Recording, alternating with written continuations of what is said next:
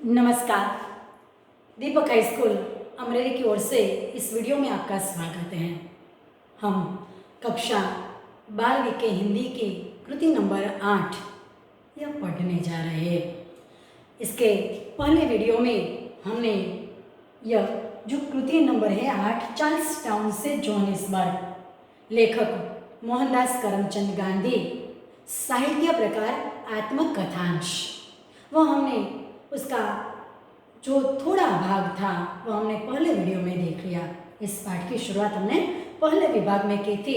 अब इसके बाद का दूसरा वीडियो, उसके बाद हम आगे बढ़ते हैं।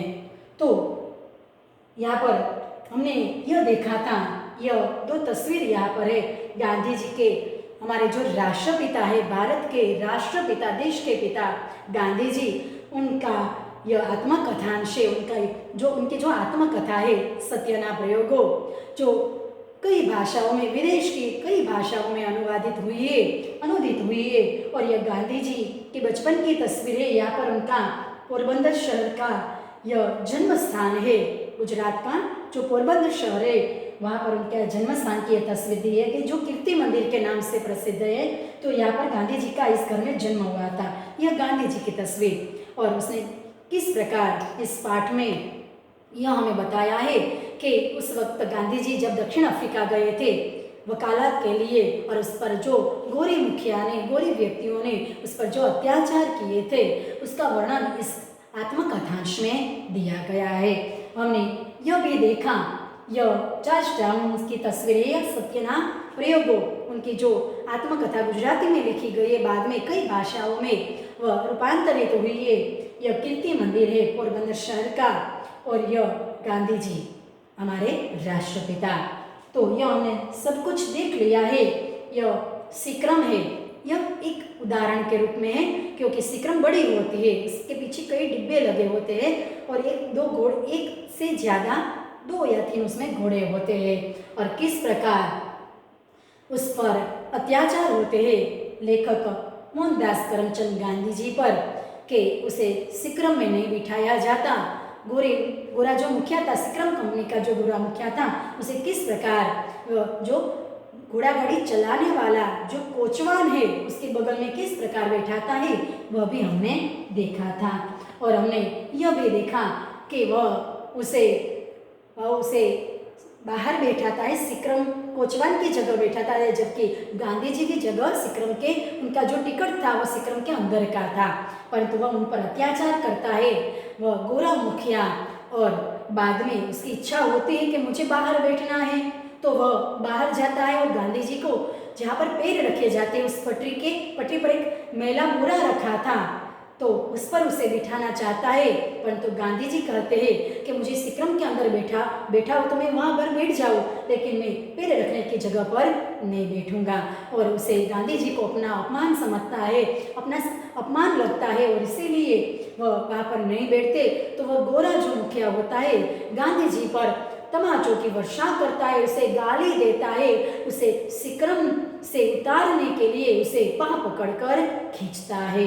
तो यह भी हमने पहले विभाग में देख लिया, पहले वीडियो में देख लिया। अब उस अगले पृष्ठ पर हम आगे बढ़ते हैं। तो हमने देखा कि गांधी जी कह रहे हैं कि एक होटेंटाट नौकर दूसरी तरफ बैठा था, उसे अपने पैरों पर के सामने बैठा कर खुद बाहर बैठा। तो वह जो गोरा मुखिया था, वह होटेंटाट जो नौकर है उसे, यानी जो दक्षिण अफ्रीका की जो भाषा है, जो बोलने वाला नौकर है, उसे वह गोरा मुखिया अपने पैरों के पास बिठाता है, और खुद वह उस पर कोचवान की बगल में जा बैठता है। यात्री अंदर बैठ गए, सीटी बजी, सिक्रम की सीटी बजी, सभी यात्री अंदर बैठ गए। सिक्रम चली, मेरी छाती तो धड़क ही रही थी, मुझे शक हो रहा था कि मैं जिंदा मुकाम पर पहुंच सकूंगा या नहीं। गांधी जी कह रहे थे कि मेरी जो छाती थी वह धड़क रही थी, यानी मैं बहुत ही परेशान हो रहा था, मुझे बहुत ही चिंता हो रही थी, मैं व्याकुल हो रहा था, और मुझे शक हो रहा था, मुझे अपने आप पर शक हो रहा था कि मैं जिंदा मुकाम पर पहुंचूंगा या नहीं। मुकाम यानी जहाँ पर पहुंचना है वह स्थान। तो मैं वहां पर पहुंचूंगा या नहीं, यह भी मुझे पता नहीं था, क्योंकि जो गोरा मुखिया था वह लेखक की ओर बहुत ही क्रूरता से देख रहा था, उसे गालियां भी दे रहा था, और इसीलिए वह गोरा मेरी ओर बराबर घूरता ही रहा, उंगली दिखाकर बड़बड़ाता रहा। गांधी जी को देखकर, उनके सामने देखकर वह कुछ बड़बड़ाता था, गालियां देता था। याद रख, स्टैंडर्ड पहुंचने दे, फिर तुझे मजा चखाऊंगा। वह गोरा मुखिया गांधी जी को धमकी दे रहा था कि अब अगला जो मुकाम है, अगला जो गांव है, शहर है स्टैंडर्ड, वह आने दे और वहां पर पहुंचकर तुझे मजा चखाऊंगा। मैं तो गूंगा ही बैठा रहा, गूंगा यानी मौन, शांत, चुप। तो मैं मौन ही बैठा रहा और भगवान से अपनी रक्षा के लिए प्रार्थना करता रहा, और मैं कुछ भी नहीं बोला, क्योंकि यह विदेश है, हमारा देश नहीं है, और काले गोरे का जो भेद है उसी कारण मैं कुछ भी नहीं कर पाऊंगा। और इसीलिए गांधी जी चुप बैठे रहे और भगवान से अपनी रक्षा के लिए प्रार्थना करते रहे। रात हुई, स्टैंडर्ड पहुंचे, कई हिंदुस्तानी चेहरे दिखाई दिए, मुझे कुछ तसल्ली हुई।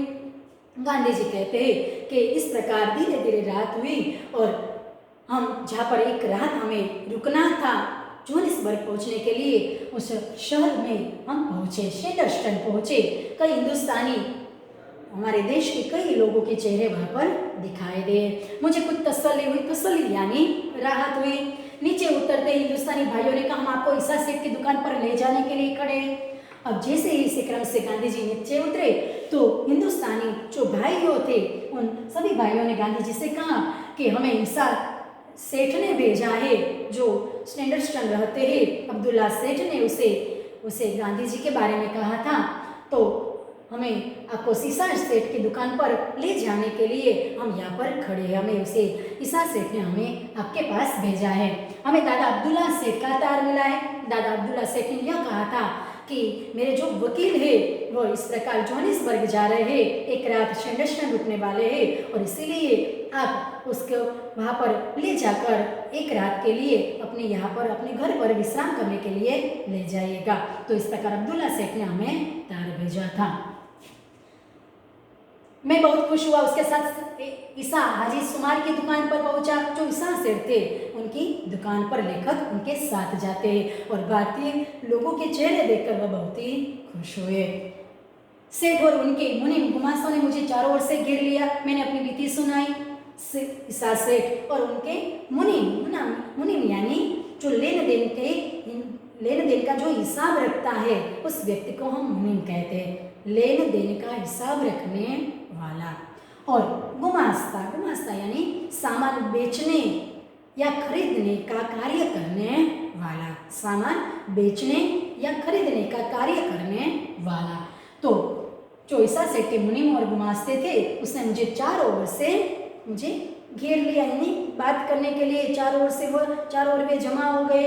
मैंने अपनी बीती सुनाई, अपने पर क्या बीती, उन पर क्या अत्याचार हुए, वह सभी गांधी जी उन्हें सुनाते हैं। वे बहुत दुखी हुए और उन्हें कड़वे अनुभव का वर्णन करके उन्होंने मुझे आश्वस्त किया। और गांधी जी के जो कड़वे अनुभव थे, वह कड़वे अनुभव का जब गांधी जी ने वर्णन किया तो उन्होंने मुझे आश्वस्त किया। आश्वस्त करना यानी दिलासा देना, सांत्वना देना। तो गांधी जी को उन्होंने सांत्वना दी कि आप चिंता मत कीजिए, अब आपके साथ ऐसा सुलूक किया जाएगा नहीं। मैं सिक्रम कंपनी के एजेंट को अपने साथ हुए व्यवहार की जानकारी देना चाहता था। गांधी जी कहते हैं कि मैं सिक्रम कंपनी का जो एजेंट था, जो इस सिक्रम में करता हरता था, उसको मैं उसके सिक्रम कंपनी के एजेंट को अपने साथ हुए व्यवहार का, गांधी जी के साथ जो व्यवहार हुआ है उनके बारे में वो एजेंट को वो जानकारी देना चाहते थे। मैंने एजेंट के नाम चिट्ठी लिखी। गांधी जी उस एजेंट के नाम एक चिट्ठी लिखते हैं। उस गोरे ने जो धमकी दी थी उनकी चर्चा की और यह आश्वासन चाहा कि सुबह आगे की यात्रा शुरू होने पर मुझे दूसरे यात्रियों के पास अंदर ही जगह दी जाए। गांधी जी ने उस चिट्ठी में एजेंट को यह लिखा कि उसके साथ क्या क्या हुआ था, और यह भी चर्चा की कि उस गोरे मुखिया ने क्या उसे धमकी दी थी कि स्टैंडर्ड पहुंचने के बाद तुम्हारा क्या हाल करूँगा, और यह आश्वासन चाहा। और वो एजेंट उसे यह आश्वासन दे, दिलासा दे कि सुबह आगे की यात्रा शुरू होने पर मुझे दूसरे यात्रियों के पास यानी सिक्रम के अंदर बैठने की अच्छी तरह से जगह मिल जाए। चिट्ठी एजेंट को भेज दी। गांधी जी ने यह चिट्ठी जो एजेंट है उसे भेज दी। एजेंट ने मुझे संदेशा भेजा। तुरंत ही वो एजेंट बहुत ही अच्छा था, वो गांधी जी को तुरंत ही संदेशा पहुंचाता है। स्टेशन से बड़ी सिक्रम आती है और कोचवान वगैरह बदल जाते हैं। अब जोहानिसबर्ग जाने के लिए स्टेशन से बड़ी सिक्रम आती है। सिक्रम यानी घोड़ा गाड़ी आती बड़ी होती है और कोचवान वगैरह जो गोरा मुखिया होते हैं वह सभी को, कोचवान तो बदल जाते हैं, गोरे मुखिया को भी बदल दिया जाएगा। जिस आदमी के खिलाफ आपने शिकायत की है, शिकायत यानी फरियाद, तो जिस आदमी के खिलाफ आपने फरियाद की है वह कल नहीं रहेगा, यानी उस गोरे मुखिया को हम इस सिक्रम में रहने नहीं देंगे। ऐसा दिलासा, ऐसा आश्वासन वह सिक्रम कंपनी का एजेंट गांधी जी को देता है। आपको दूसरे यात्रियों के पास ही जगह मिलेगी, आपको सिक्रम के अंदर ही दूसरे यात्रियों के पास ही जगह दी जाएगी। इस संदेश से मुझे थोड़ी बेफिक्री हुई। गांधी जी कहते हैं जब इस एजेंट का इस प्रकार का संदेशा आया तो मुझे थोड़ी बेफिक्री हुई। फिक्र यानी चिंता, यानी फिक्र यानी चिंता और बेफिक्री यानी बिना चिंता के। फिक्र यानी चिंता, बेफिक्र यानी बिना चिंता के। तो इस संदेश से मुझे थोड़ी चिंता कम हुई। मुझे मारने वाले उस गोरे पर किसी तरह का कोई मुकदमा चलाने का तो मैंने विचार ही नहीं किया था। लेखक कहते हैं कि मुझे मारने वाला जो गोरा मुखिया था उन पर कोई मुकदमा यानी केस चलाने का मैंने विचार ही नहीं किया था, क्योंकि यह हमारा भारत देश नहीं था और भारत देश में ऐसा होता भी नहीं है। इसलिए मार का यह प्रकरण यही समाप्त हो गया और इस प्रकार मुझे जो मार पड़ा था, मैं आगे कुछ भी करने के लिए मैं तैयार नहीं था और इसीलिए मार का यह प्रकरण यहाँ पर समाप्त हो गया। सवेरे सेठ के लोग मुझे सिक्रम पर ले गए और सुबह होते ही जोहानिसबर्ग पहुँचने के लिए मुझे जो अब्दुल्ला सेठ के जो लोग थे मुझे सिक्रम पर ले गए। मुझे मुनासिब जगह मिली। मुनासिब यानी योग्य, उचित। मुनासिब यानी योग्य, उचित। तो मुझे उचित वहाँ पर जगह मिल गई सिक्रम में और बिना किसी हैरानी में उस रात जोहानिसबर्ग पहुँच गया और कोई भी विघ्न के बिना, कोई भी बाधा के बिना, अड़चन के बिना, रुकावट के बिना मैं उस दूसरे दिन की रात यानी उस रात सुबह वह स्टेशन से दूसरी सिक्रम में गए और उसी रात वह जोहानिसबर्ग पहुँच गए। तो इस यहाँ पर हमारा यह गद्य पूर्ण होता है। तो गांधी जी का जो यह साहित्य प्रकार है, इस पाठ का जो साहित्य प्रकार है, गांधी जी की कृति का जो यह साहित्य प्रकार है आत्मकथांश, उसमें हमने देखा कि किस प्रकार जो गोरे व्यक्ति थे, विदेशी व्यक्ति थे, हम भारतीयों को किस प्रकार कुली समझते थे, तुच्छ समझते थे और उस वक्त हम पर कैसा अमानुषिक व व्यवहार करते थे और उनका वर्णन गांधी जी ने यहाँ पर किया है। गांधी जी वह वकील होते हुए भी उन पर ऐसा अत्याचार होता है तो आप मान लीजिए कि उस समय के जो सामान्य व्यक्ति थे उनके साथ यह अंग्रेज या गोरे व्यक्ति कैसा व्यवहार करते थे, उनका वर्णन उन्होंने अपनी आत्मकथा सत्य प्रयोगों उसमें प्रस्तुत किया है। तो आशा है कि आपको यह गद्य पसंद आया होगा। तो यहाँ पर हमारा गद्य पूर्ण करते हैं। अगले वीडियो में अगले विभाग की ओर, अगले प्रकरण की ओर यहाँ तक समाप्त।